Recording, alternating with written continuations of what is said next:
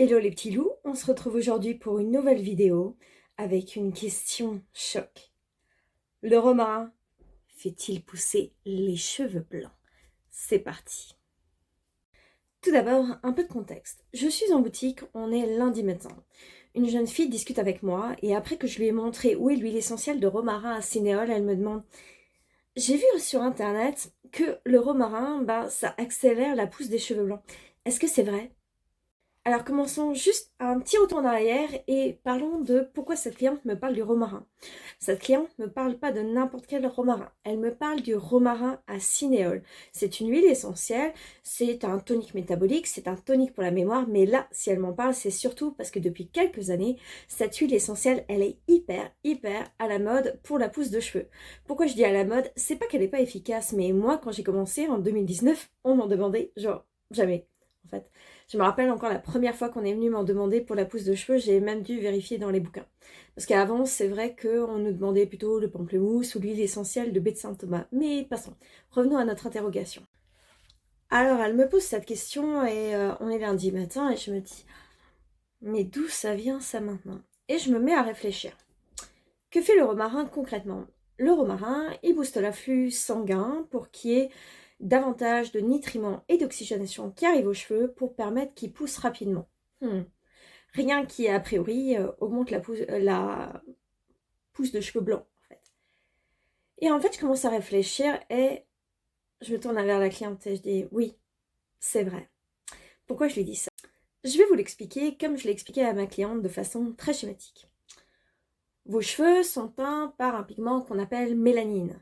On est d'accord qu'on n'est pas tous égaux vis-à-vis des cheveux blancs. En fait, on connaît des grands-mères qui en ont pas jusqu'à leur dernier souffle et on connaît des personnes de la trentaine qui en ont assez vite, rapidement.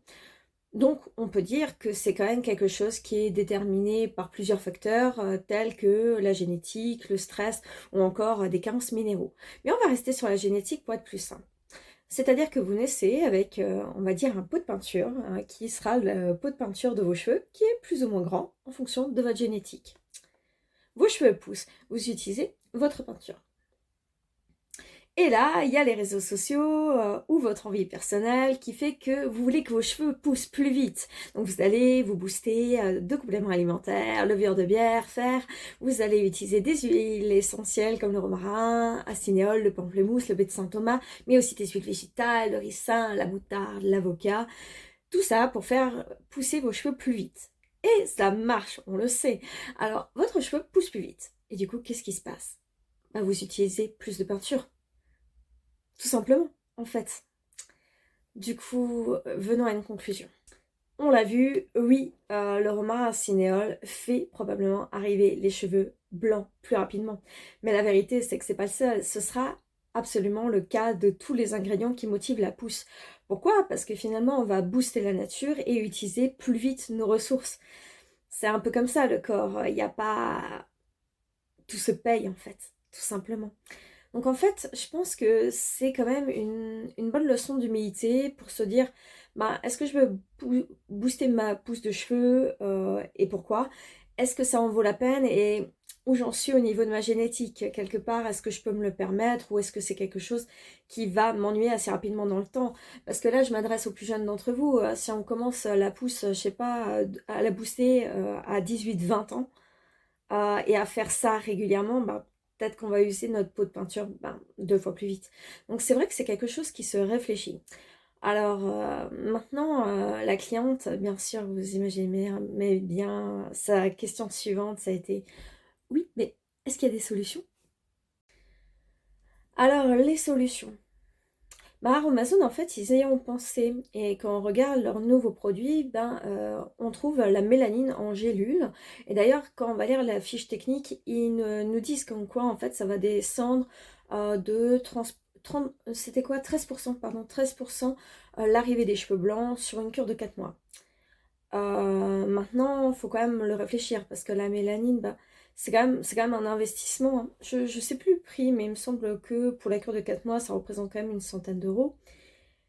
Du coup, à voir en fait, si pour vous booster la pousse c'est important, pensez à cet aspect mélanine, parce que si votre génétique n'est pas avec vous, ou si vous avez pas mal de stress qui fait que le cheveu blanc arrive plus rapidement, ça peut être bien d'y penser.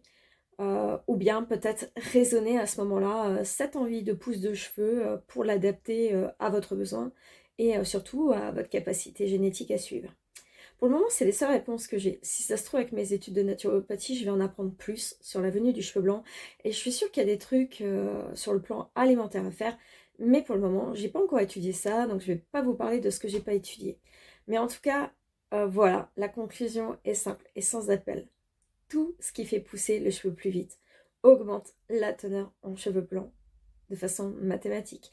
Et pour qui ce ne sera pas le cas, c'est simplement ils ont un stock de mélanine plus important. Ça ne veut pas dire qu'ils ne tapent pas dedans de façon quand même plus large. Voilà mes petits loups, j'espère que cette vidéo vous a plu. Dites-moi en commentaire ce que vous pensez de cet aspect et comment en fait vous allez gérer votre pousse de cheveux, comment vous allez faire. Est-ce que vous allez arrêter? Est-ce que vous allez continuer? Est-ce que vous allez vous tourner vers la mélanine ou est-ce que vous connaissez d'autres trucs et astuces pour aider ceux qui vont voir cette vidéo? Et même moi, avant que je lise ce sujet, je serais ravie de vous lire. Voilà, je vous fais plein de gros bisous. Bye!